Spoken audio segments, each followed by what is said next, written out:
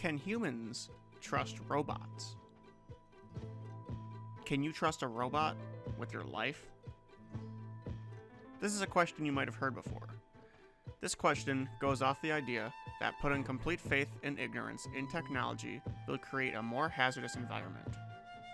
Well, with things like self-driving cars and robots that can do surgery on you, it seems like this might be getting closer to a fact than a question.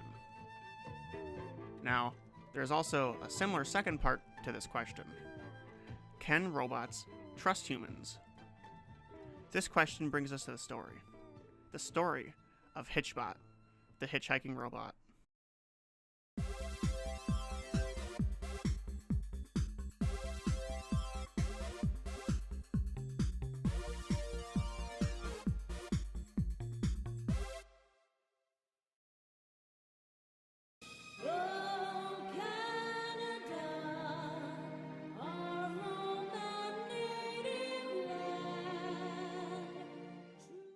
Now, you might be familiar with this story. It was a little bit of a big deal in 2013 to 2015. In 2013, HitchBot was the brainchild of Professor David Harris Smith and Frank Zeller.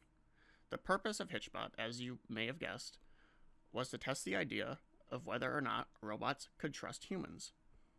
Made with the goal to hitchhike his way across Canada, all the way from Halifax, Nova Scotia to Victoria, British Columbia, it seemed this robot was trying to fulfill an almost impossible task. Why would this task be so hard, though?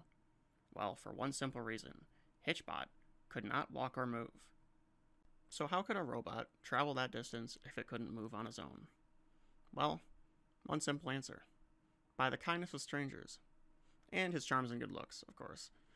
The robot was designed to look like something of yard sale chic, to give it a friendlier appearance to passerbys and pedestrians. With his very vocal, eternal love for humans, a body that was similar to that of a bucket, 2 flexible arms and legs, and a baby seat attached to his back for easy transport and carry, the robot would be propped up on the side of the road when not traveling by vehicle.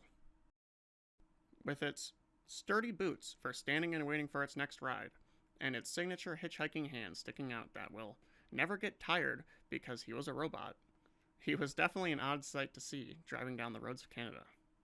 But that's not all HitchBot was equipped with. He had an LED screen that would display a face, audio and visual capture technology to periodically document his journey, 3G and Wi-Fi for the creators and public to keep track of where he was and is going. He was able to be charged by solar panel or cigarette lighter sockets in cars. He had speech recognition and processing and could talk to you with his Wikipedia API stored world knowledge. He even had a social media account on Facebook, Twitter, and Instagram, where he would periodically post stuff for the fans and followers. Before even setting out on his journey, word of him got around, and he quickly became a star. Finally, on July 27th, 2014, HitchBot set out on his journey. And by August 21st, 2014, it had completed its goal. In less than a month, HitchBot had successfully completed his quest. For 25 days, HitchBot's life was completely in the hands and mercy of strangers that could do anything they wanted to him. But, by luck or Canadian stereotypes, he had done it.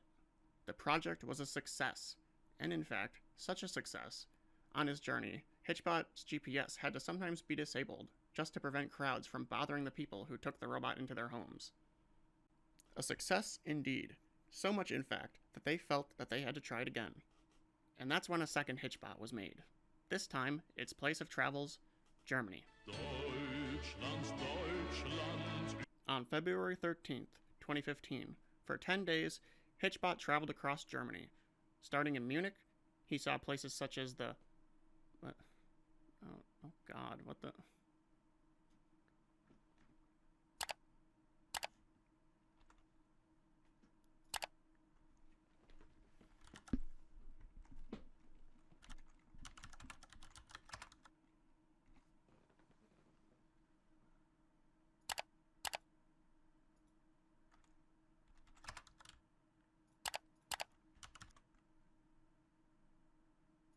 Neuschwanstein. Yeah, that. Castle. And the... Cologne?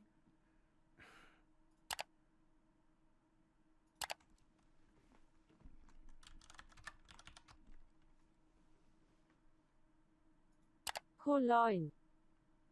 Of course. Cologne Cathedral. Throughout his journey, he traveled by sports car, bicycle, and even a rock band at one point. Finally, on the 10th day of February 22nd, 2015, he arrived safely back in Munich by a bus. This was the planned route for HitchBot to try and take through Germany. As you can see, it was more of a loop than a point A to point B, like Canada.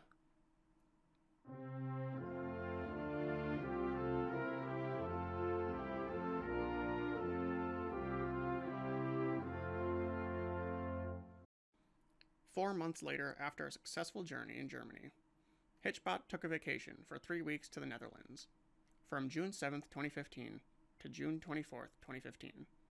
During his stay in the Netherlands, and with ever-growing fame around the world, there was a competition held by Concordia Art and Tubantia newspaper for people to make HitchBot a friend.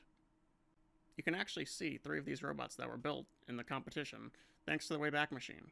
In fact, it's mostly thanks to the Wayback Machine that this information is available to me and you, because the original site of www.hitchbot.me isn't even up anymore. It's just a 404 error page.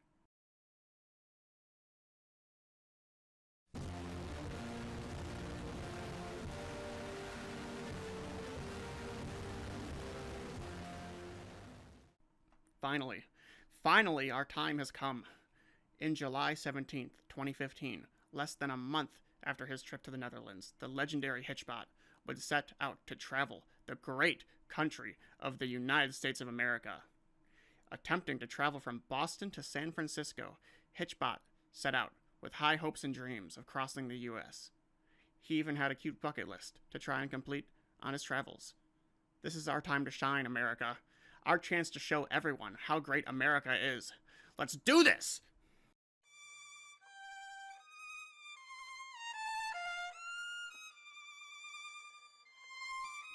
But, unfortunately, all good things must come to an end here in the land of the free. After only 2 weeks, on August 1st, 2015, less than 300 miles away from his starting point, as soon as HitchBot attempted to cross Philadelphia, he was beaten to death. HitchBot survived journeys through 3 different countries, but in just only 2 weeks in the US, the too pure soul of HitchBot was ripped from his little bucket body, where the husk of his body lay. He then let out a message on social media.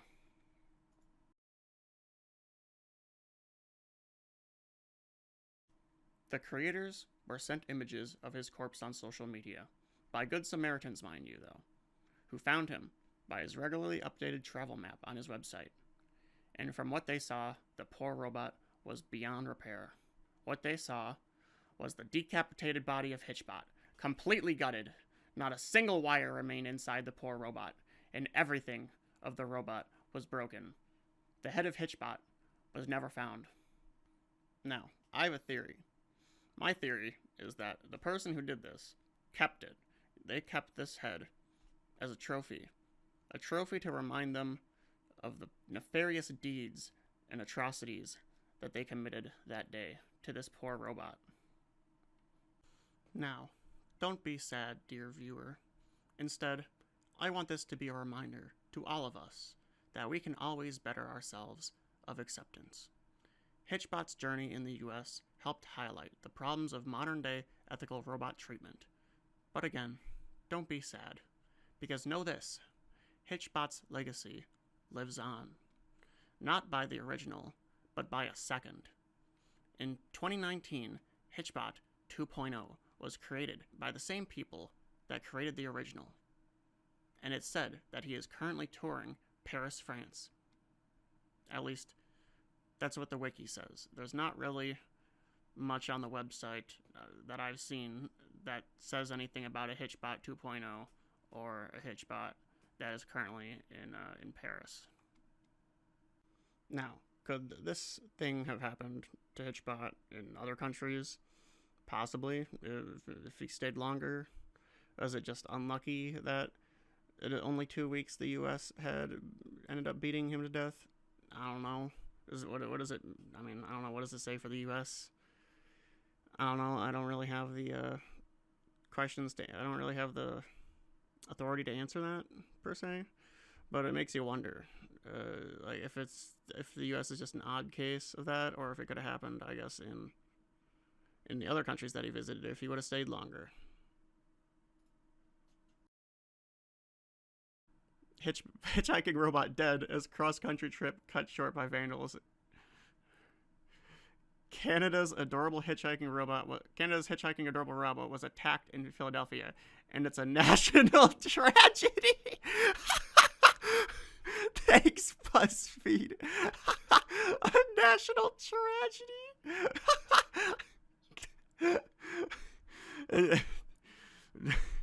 This Canadian hitchhiking robot that died in the U.S.